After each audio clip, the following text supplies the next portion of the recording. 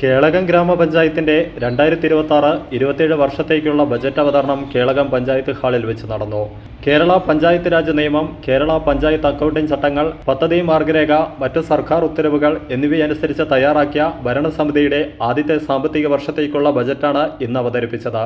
പഞ്ചായത്തിന്റെ തനത് വരുമാനം, കേന്ദ്ര സംസ്ഥാന സർക്കാർ ഗ്രാന്റുകൾ എന്നിവ വിനിയോഗിച്ച് ജനാഭിലാഷങ്ങൾക്കിണങ്ങിയ budget Kelakam panchayat vice president Biju Porumathara അവതരിപ്പിച്ചു. സ്റ്റാൻഡിംഗ് കമ്മിറ്റി ചെയർമാൻമാർ, മെമ്പർമാർ, സെക്രട്ടറി, നിർവഹണ ഉദ്യോഗസ്ഥർ, മാധ്യമപ്രവർത്തകർ എന്നിവർ പങ്കെടുത്തു. 22,77,52,999 രൂപയുടെ ബഡ്ജറ്റാണ് ഇവിടെ അവതരിപ്പിക്കുന്നത്.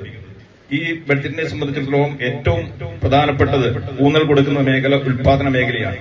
തനത് വരുമാനത്തിൽ ഏറെ പരിമിതികൾ അഭിമുഖീകരിക്കുമ്പോഴും കേളകം ഗ്രാമപഞ്ചായത്ത് ഇത്തവണ ഉൽപാദന മേഖലയ്ക്ക് ഉയർന്ന പ്രാമുഖ്യമാണ് നൽകിയിട്ടുള്ളത്.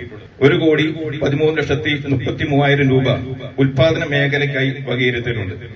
ഇതിൽ കാർഷിക മേഖലയ്ക്ക് 31,29,000 രൂപയും, ക്ഷീര മേഖലയ്ക്ക് 65 ലക്ഷം രൂപയും, മൃഗസംരക്ഷണത്തിന് 17 ലക്ഷം രൂപയും നിലവിൽ വകയിരുത്തിയിട്ടുണ്ട്.